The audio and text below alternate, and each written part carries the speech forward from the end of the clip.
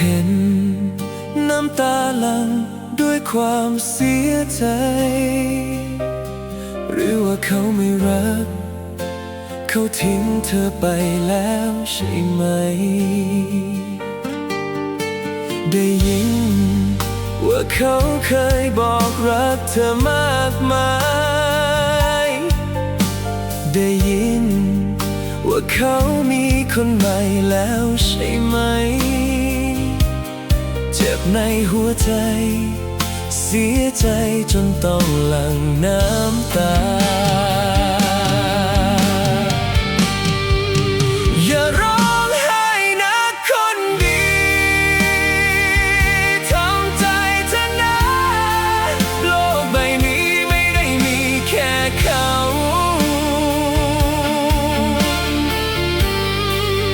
ไม่ใช่เขา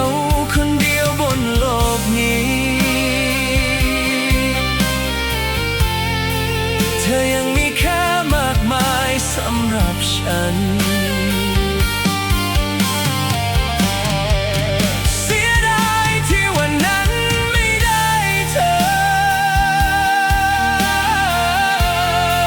ไม่รู้ว่าเป็นพรหมลิขิตอะไร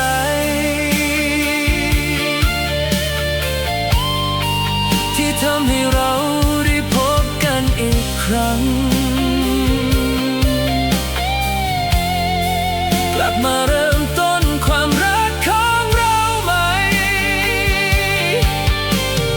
ถึงใครจะนินทาเธอลับหลังถึงใครจะบอกว่าเธอไม่ดีแต่สำหรับฉันเธอคือคนที่รักที่สุด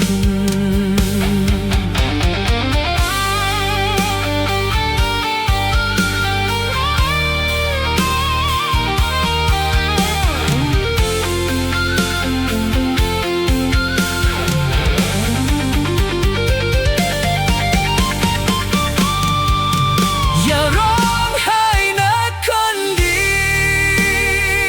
ทำใจเธอนะโลกใบนี้ไม่ได้มีแค่เขา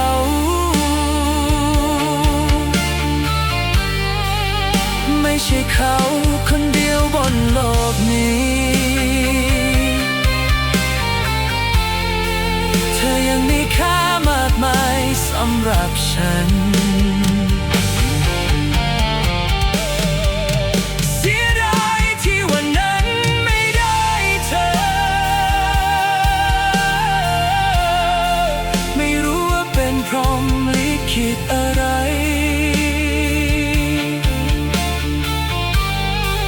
ที่ทำให้เราได้พบกันอีกครั้งกลับมาเริ่มต้นความรักของเราใหม่ถึงใครจะนินทาเธอลับหลังถึง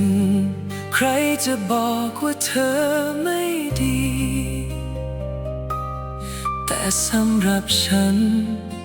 เธอคือคนที่รักที่สุด